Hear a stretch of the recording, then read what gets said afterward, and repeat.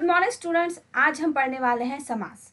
आज हम समास के बारे में जानेंगे कि समास क्या है, उसके कितने भेद होते हैं। तो आइए शुरू करते हैं समास। सबसे पहले हम देख लेंगे समास क्या है, ये जानना हमारे लिए जरूरी है। जब हम दो शब्द, दो या फिर दो से ज्यादा शब्दों को एक साथ मिला देते हैं और उनको मिलाने के बाद एक नया शब्द बन जाता है तो उसे हम कहते हैं समास।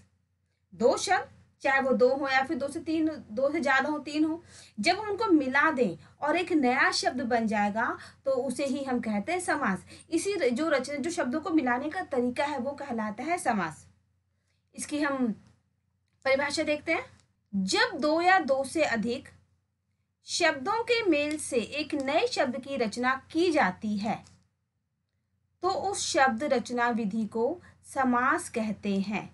जब दो या फिर दो से ज्यादा शब्दों की शब्दों को मिला दिया है, जब दो या दो से ज्यादा शब्दों को मिलाया जाता है और एक नया शब्द बन जाता है तो उसे हम क्या कहते हैं, समास कहते हैं। इसे हम और आसान तरीके में ऐसे भी कह सकते हैं, आपस में संबंध रखने वाले दो या दो से अधिक पदों के मेल को समास कहते हैं।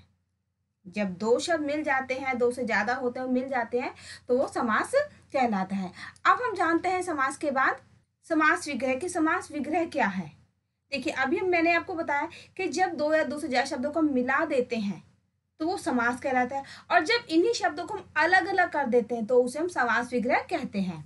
इसकी परिभाषा ऐसे होती है, संपूर्ण पद को अलग करके लिखने की विधि समास विग्रह कहलाती है। जब पूरे पद को हम अलग अलग कर देते हैं तो वो समास विग्रह हो जाता है, और जब अलग अलग को एक साथ मिला देते हैं तो वो हो जाता है समास। अब हम यहाँ इसका उदाहरण देकर समझते हैं। जैसे त्रिमूर्ति, ये समास है और इसको हमने अलग अलग कर दिया, ये समास विग्रह बन गए, तो बन गए तीन मूर्तियों का समूह यानी त्रिमूर्ति। जहाँ पे तीन मूर्तियां होती है उसे हम कहते हैं त्रिमूर्ति, और इसको अलग अलग कर देंगे तो हो जाएगा तीन मूर्तियों का समूह यानी समास विग्रह।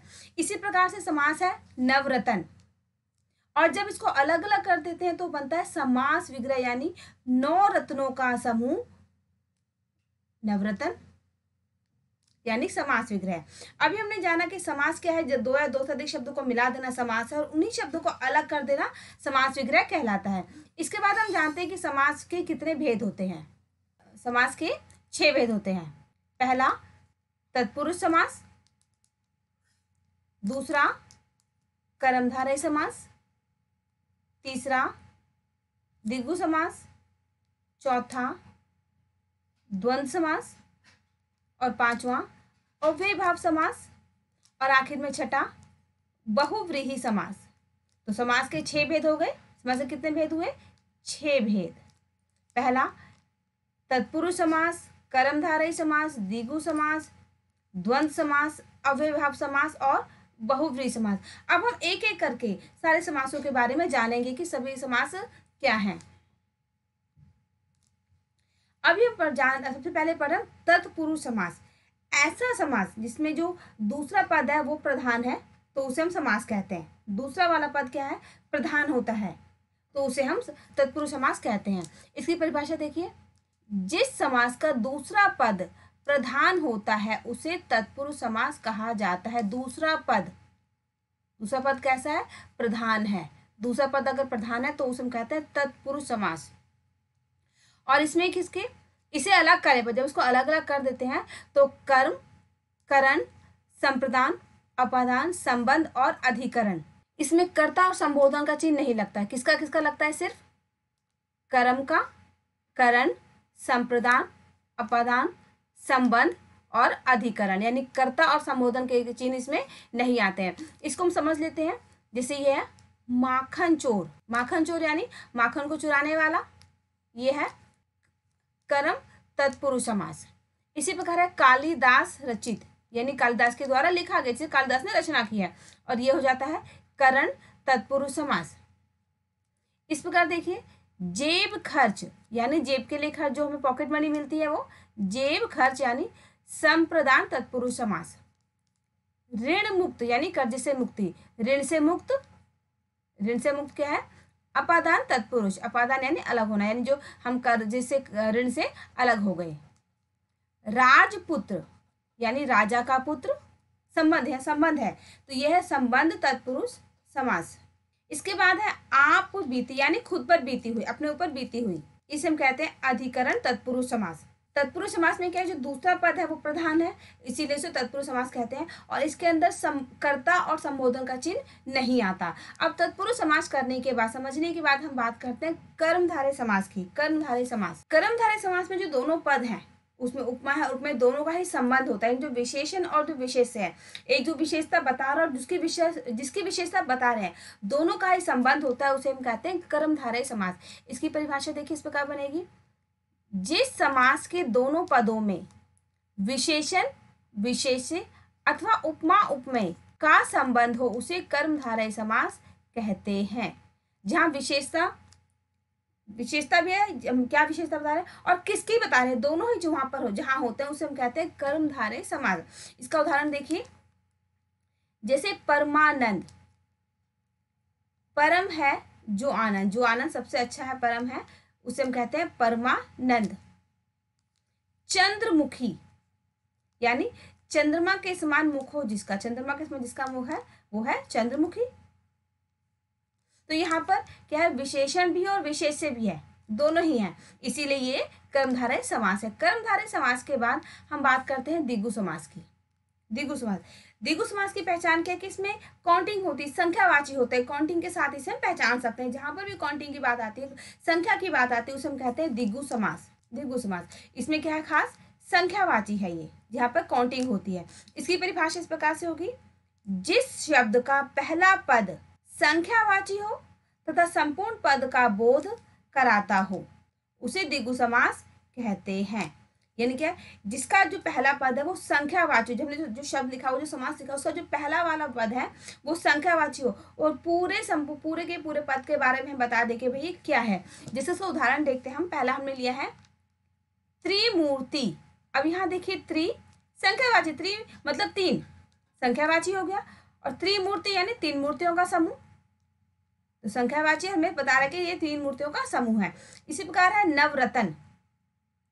नवरत्न यानी नव यानी नौ, ये भी संख्यावाची है, यानी 9 रत्नों का समूह।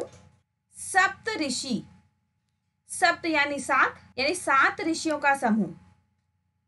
हमने देखा अभी त्रिमूर्ति, यहाँ पे 3 जो है, 3 संख्यावाची है, 3 मूर्तियों का समूह। नवरत्न यानी के 9 रत्नों का समूह, और सप्तऋषि यानी 7 ऋषियों का समूह।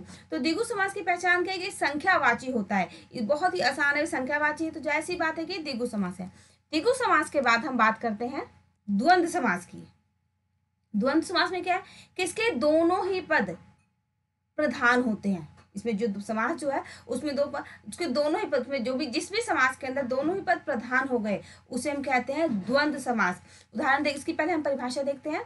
जिस समास के दोनों पद प्रधान हो उसे द्वंद्व समास कहते हैं। उसे क्या कहते हैं हम, द्वंद्व समास कहते हैं।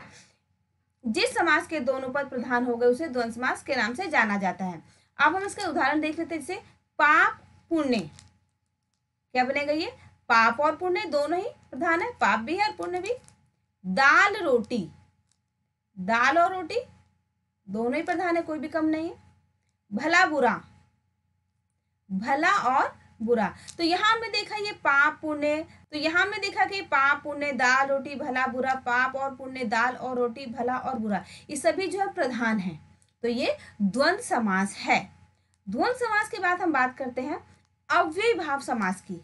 अव्ययी भाव समास, जिस भी समास का जो पहला वाला पद है वो प्रधान और अव्यय भी हो, है ना, क्या पहला वाला पद प्रधान हो और अव्यय भी हो उसे हम अव्ययी भाव समास कहते हैं। इसमें खास बात क्या है इसकी कि इसका जो पहला पद है वो प्रधान होता है और अव्यय भी होता है, उसे हम कहते हैं अव्ययी भाव समास। अव्ययी भाव समास, इसकी परिभाषा इस प्रकार बनेगी, जिस समास का पहला पद प्रधान और अव्यय भी हो उसे अव्ययी भाव समास कहते हैं।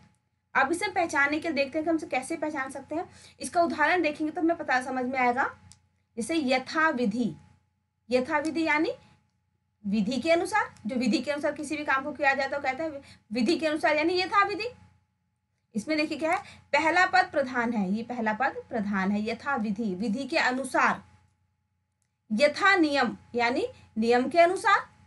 इसी प्रकार आजन्म, ये आ जन्म, ये वाला आ यानी जन्म से लेकर।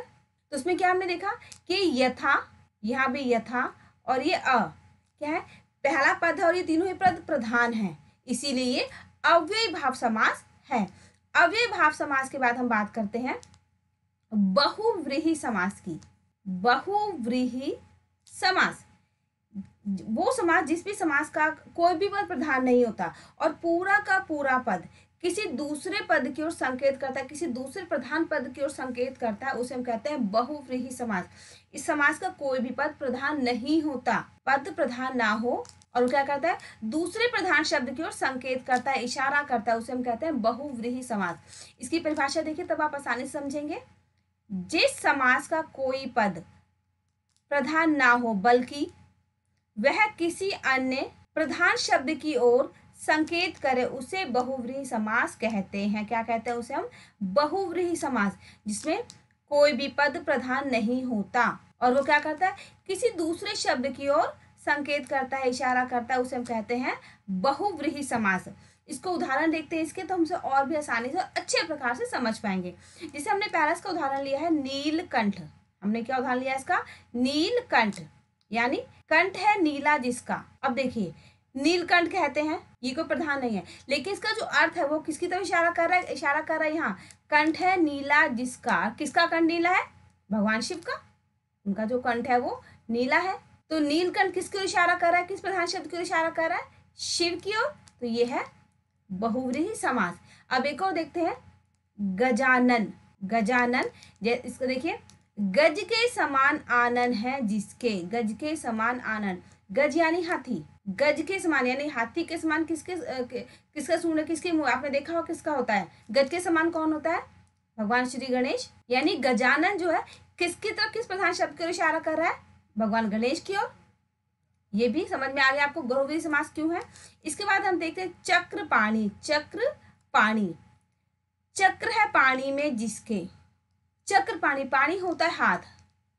अब समझने वाली बात है कि चक्र किसके हाथ में होता है? भगवान विष्णु के। आपने देखा होगा कि भगवान विष्णु की जो उंगली होती है उसमें चक्र लगा होता है गोल सा। तो जिसके हाथ में चक्र है वो कौन है? भगवान विष्णु। तो चक्रपाणि किसकी ओर इशारा कर रहा है? भगवान विष्णु की ओर। तो आप समझ गए कि बहुव्रीहि समास में क्या है, इसका कोई भी पद प्रधान नहीं होता और वो किसी दूसरे शब्द की, दूसरे प्रधान शब्द की ओर इशारा करते हैं, संकेत करते हैं, उसे ही हम कहते हैं बहुव्रीहि समास। जैसा कि अभी आपने देखा यहाँ नीलकंठ, गजानन और चक्रपाणि प्रधान नहीं है, लेकिन हमें किसी दूसरे प्रधान शब्द को इशारा कर रहे हैं, शिव, गणेश और विष्णु की तरफ हम इशारा कर रहे हैं। तो मुझे उम्मीद है कि आप समास और उसके सभी भेदों को अच्छे प्रकार से समझ गए हैं, जान गए हैं। इस वीडियो को देखने के लिए आपका बहुत बहुत धन्यवाद। Thank you for watching.